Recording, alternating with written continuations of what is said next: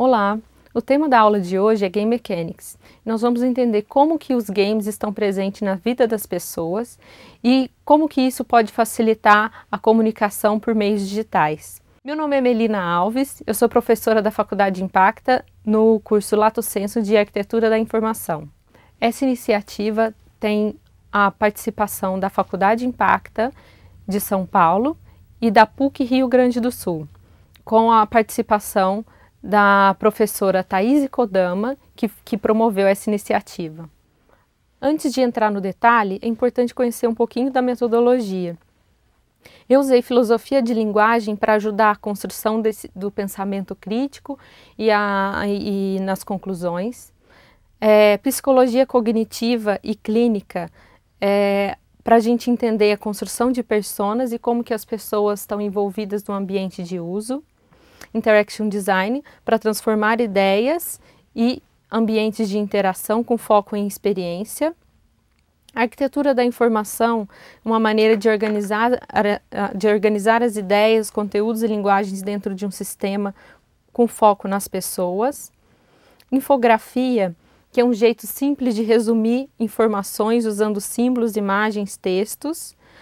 Planejamento estratégico de meios digitais, que a gente tem um direcionamento de comunicação e marca, afinal toda grande ideia tem por trás uma boa marca e tem um objetivo de comunicação.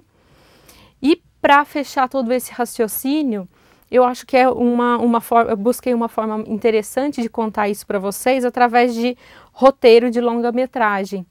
Então, para isso, eu vou usar o filme De Volta para o Futuro, para explicar como que essa mecânica dos games está envolvida na vida das pessoas, usando aí o personagem principal do filme De Volta para o Futuro. Então, no filme, se a gente for relembrar, o que eu acho que é interessante? A gente poder entender o desejo das pessoas para criar essa motivação e realizar produtos eficientes de maneira envolvente, aumentando as chances de promover inovação. O que isso significa? O filme, ele usa uma linguagem do dia a dia, então o personagem ele tinha um desafio da vida real para promover uma interação no futuro. E essa interação no futuro trouxe as motivações, todas as motivações que ele precisava para voltar para a sua vida real. Então, um paralelo que isso acontece também na interação. Quando a gente está navegando um site, quando a gente está usando um game, a gente também faz isso. A gente está na nossa vida real, somos pessoas, usamos uma plataforma digital para desenvolver esse ambiente e depois para desenvolver esse ambiente, para ter essa participação, para se comunicar e muitas vezes isso sempre volta para a nossa vida real, de alguma forma. Mas a gente sabe o poder de comunicação que está nas nossas mãos quando a gente pensa um personagem ou quando a gente pensa uma plataforma de interação ou um game. Vocês lembram do carro que ele usava para fazer essa viagem para o futuro? Ele tinha um painel e esse painel era digital.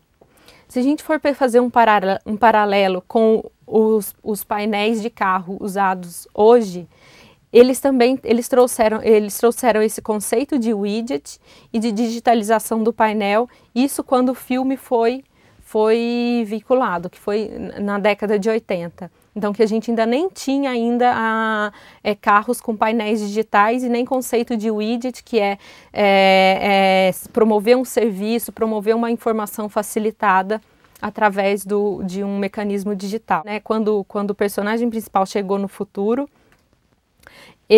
a Nike também criou um tênis igualzinho ao que o personagem usava. É lógico que ele não tinha a adaptação do skate para flutuar, né? Então mas a Mattel, ela também fez uma réplica desse skate. Sim, é uma empresa, a Terra Fúgia, que é uma pequena fábrica nos Estados Unidos. Eles também criaram o carro voador. Então, esse ano já tem vendas desse carro sendo feitas na última feira de automóvel em Nova York. foi a exibição desse carro e está disponível para ir para os milionários que quiserem fazer um passeio nessa máquina do futuro, né? Então, a história, você vê que a história está amarrada desde o começo, o desenvolvimento da trama desse personagem, e o que eles não pensaram foi o que isso poderia se transformar no futuro, né? Que talvez eles tenham pensado, mas a gente não sabe a fundo. Acredito que sim. Então, o objetivo para a gente ter um storytelling de um game, criar esses personagens, a partir desses personagens, identificar quais são os desafios dessa trama e quais vão ser os próximos passos ou objetivos futuros a partir desse personagem principal. Então, aqui eu tenho uma teoria que a Sunny Brown, que é uma especialista em game que já trabalhou na Amazon, eu peguei um pouquinho da ideia dela aqui para trazer esse processo e coloquei algum ponto de vista um pouco diferente através desse 4Ps. Na propaganda a gente usa muitos 4Ps para identificar produto. Então, para fazer um paralelo em relação ao game, eu trouxe essa ideia de 4Ps para a gente pensar Game Mechanics. Ponto-chave. Quando você pensa um game, você não pensa a tecnologia a princípio, mas quem são as pessoas que vão usar. Então, identificar comportamento de pessoas, cenário de uso, o ambiente que elas estão envolvidas e o que isso pode transformar, o propósito dela, a motivação delas para realizar esse game, né? Para participar desse game, para se sentir envolvida pela sua história. E a partir disso, a gente também tem, de um outro lado, a gente tem o produto. E quando a gente pensa um produto, que um game nada mais é também do que um produto, ele também tem o mesmo viés de se pensar um propósito. Então, um produto ele também não pode ser criado sem ter um propósito, uma motivação, um desejo. E da onde que a gente vai tirar esse desejo? Das pessoas, do conhecimento das pessoas e da motivação que essas pessoas têm. Então, esse é o processo que se torna mais fácil a gente iniciar o desenvolvimento de um game. Vamos falar um pouquinho do propósito, daí voltando um pouquinho ao personagem principal. Então, para a gente, ele é o nosso usuário.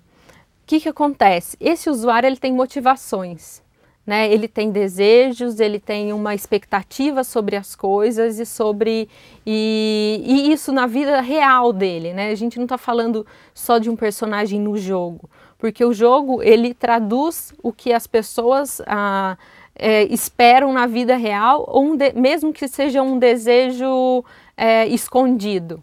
Então, entender quais são essas motivações, o que inspira essas pessoas a praticar uma nova experiência que é esse jogo. Medos, né? Então, o medo, ele tem dois pontos. É um medo que te faz superar, que isso para o jogo é super legal, então é um medo que ele vai fazer ele passar de fase, ele vai até agir de alguma forma criativa para conseguir construir a narrativa do usuário mesmo durante o jogo, ou um medo que pode ser um bloqueio. Então, como que a gente vai identificar se esse medo ele vai incentivar a superar os desafios ou ele vai bloquear o usuário de realizar aquela ação que você propôs? A partir do histórico de vida dessa pessoa. Então, por isso que antes de se criar um game, você precisa entender quem são as pessoas que vão usar. Porque o perfil desse jogador, ele é um perfil competitivo, o cenário de uso onde esse jogador vai jogar promove essa competição. Então ele tá envolvido numa lan house e tem um monte de amigos que vai promover essa competição, ou não, ele está sozinho. Então isso vai definir o seu storytelling do jogo. Se você vai colocar um desafio a mais ou se você vai parar por ali porque o jogo precisa ser curto, rápido, porque não permite uma interação a mais. Pode ser um bloqueio. Agora que a gente entendeu um pouquinho do universo das pessoas, aí vem para 3 perguntinhas decisivas para saber se você está indo para um bom caminho. Como que você vai fazer isso?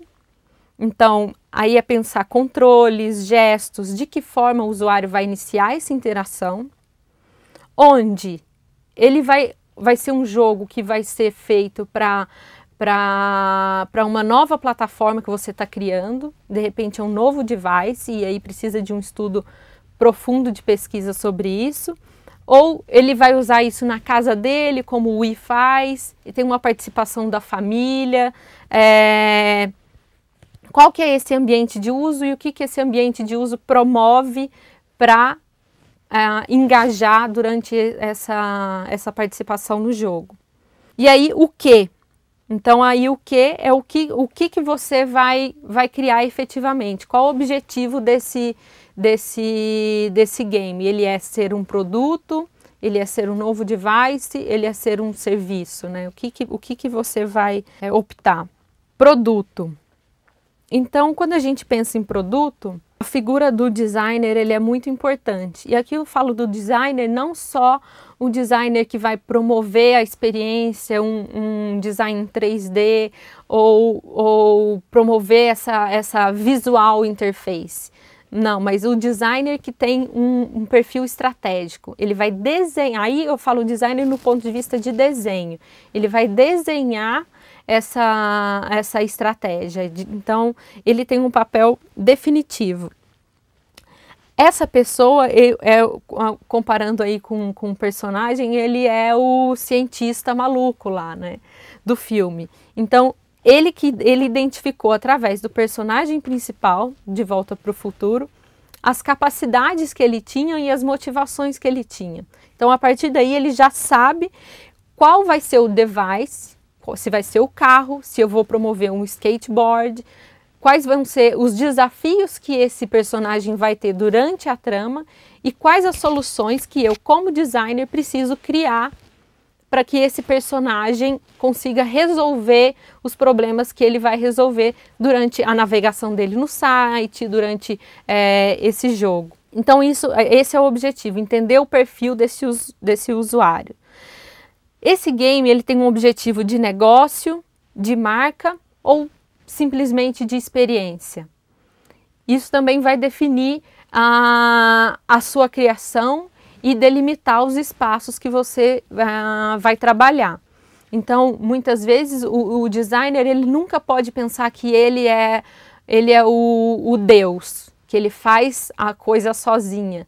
Porque se ele tem esses 3 objetivos aqui, isso tem uma equipe muito grande por trás que precisa ser consultada. Então, cada passo de desafio que o jogador precisa ter no momento do game precisa ser consultado e identificado se estamos atingindo os objetivos de negócio, de marca e de experiência que foram propostos. Então, desafios e estratégia. Então, a partir daí, a gente tem um território sólido para a gente construir o storytelling, né? Como que a gente vai ser, como que vai ser a linha de engajamento desse meu usuário. Então, isso que nós vimos foi o perfil do designer como estrategista. Mas o designer, ele também precisa pensar o produto em si.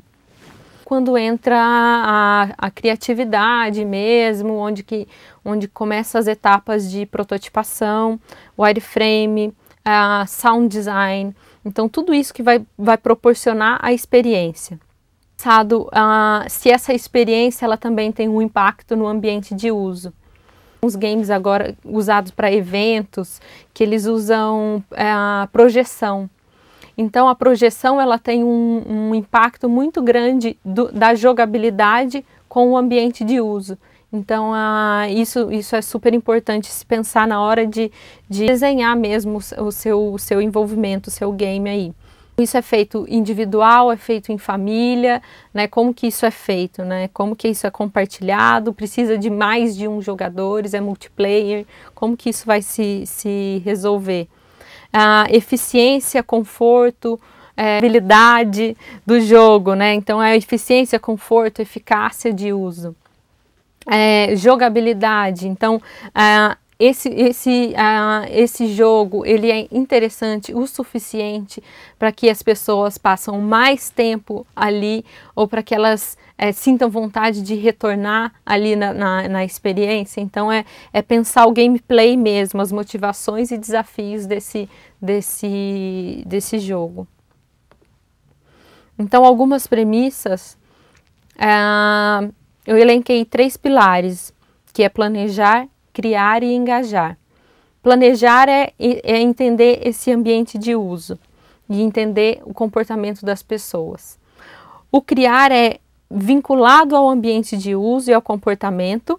Então você pega tudo isso que você planejou com o aprendizado para desenvolver as suas habilidades como designer, como criativo, né?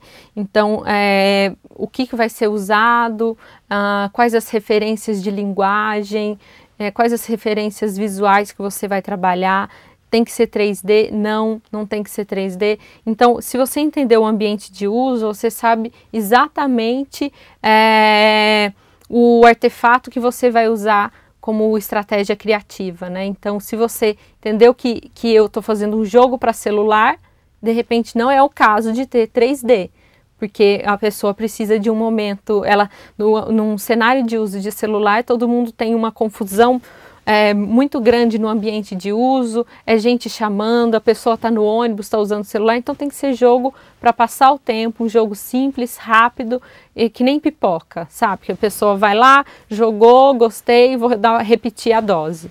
Então tem que ser uma coisa bem fun. E engajar. Então é um jogo que promove algum tipo de experiência, nem que seja a experiência da distração. Promover distração é o promover experiência, não necessariamente ter um jogo que tenha um storytelling complicado é promover experiência. Então, se você realizou o objetivo dessa criação, né? Você promoveu essa participação, naturalmente as pessoas vão querer falar bem disso e especialmente em meios digitais, porque aí tem a figura do jogador, ele está muito habituado à comunicação em meios digitais, então é quase que orgânico, é natural que ele saia do ambiente do jogo, ou mesmo durante o ambiente do jogo, ele faça uso de redes sociais, ou ele queira disseminar para as pessoas qual foi a experiência dele ali naquele jogo. Então, o formato do jogo, ele obedece a esse começo, meio e fim aqui, que vocês estão vendo. Então, o ponto A, ele é o ponto de estratégia, onde você vai determinar os objetivos e os caminhos que esse personagem principal do seu jogo vai precisar recorrer. Esse personagem principal, quem que é? Ele pode ser tanto um personagem que você criou, quanto pode ser o usuário como personagem principal. Então, você vai dar o leque de opções, as escolhas que ele vai ter para determinar aquele jogo. O que isso, trazendo um pouco mais para o uso, você vai mostrar para ele, por exemplo, todos os features que podem complementar o personagem do jogador que ele selecionou, quem que é o vilão, o que ele vai precisar, quais são os recursos que ele vai precisar para superar os desafios durante esse jogo. Então aqui é onde o usuário faz a escolha, né? E aí a partir disso tem o desenvolvimento. Então ele fez a escolha, ele segue com essa escolha para frente. Esse desenvolvimento são vários objetivos que ele vai superando durante o caminho, né? Então ele vai encontrar isso, mas tudo ele tem um objetivo final. Então esse objetivo final ele é direcionado para o ponto B, é onde o usuário se sente completo na experiência que você quis proporcionar. Então pode ser um começo, meio e fim de um jogo inteiro, ou pode ser um começo, meio e fim de um determinado objetivo que você proporcionou durante esse jogo. Então, a mesma lógica você usa para desenvolver o game inteiro ou para realizar esses objetivos. Então, é uma volta, né? Um looping. Isso entra num looping. Então, a gente percebeu, a partir daí, eu acho que quando a gente fala de personagens, tanto trazendo para o personagem que você vai criar, quanto para o personagem usuário, a gente coloca o virtual e o real numa mesma esfera, né? Que é a vivência e os jogos. Então, aí a gente tem o aumento da capacidade de comunicação nos meios digitais. Porque se você proporcionou uma experiência próximo da vivência do seu usuário, do seu jogador, é natural que ele queira espalhar isso pelas redes, que ele queira divulgar essa experiência, ou até mesmo ele pode querer fazer parte do seu ambiente virtual, como é o caso do Cyberpunks, que é um game, mas que também é uma tribo.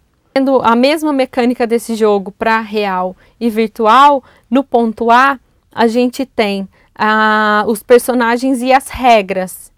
E no ponto B, a gente tem um produto. Então, se o seu produto respondeu à ansiedade do seu usuário como ponto A, nesse desenrolar dessa história você conseguiu fazer isso, é natural que isso promova a disseminação, que isso caia em redes sociais, que isso vire comunicação de uma maneira mais fácil e que as pessoas queiram voltar a ter aquela experiência, porque ela se identificou com aquilo. Indo aí, a gente pode identificar que jogar é observar conflitos, gerar soluções e melhorar aprendizados a partir dessas soluções, né? Então a gente tem aí o leque completo para a gente promover grandes experiências com jogos e comunicação também eficiente. Obrigada pela atenção de todos. Mais informações vocês podem ver aí, os meus contatos. Obrigada.